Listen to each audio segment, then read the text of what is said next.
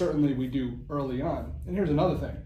If a patient becomes acute, now Jen over here works out every day, 6 out of 7 days a week, and every now and again, the lower back will get a little tight and a little flared up when she's doing things like deadlifts or squats.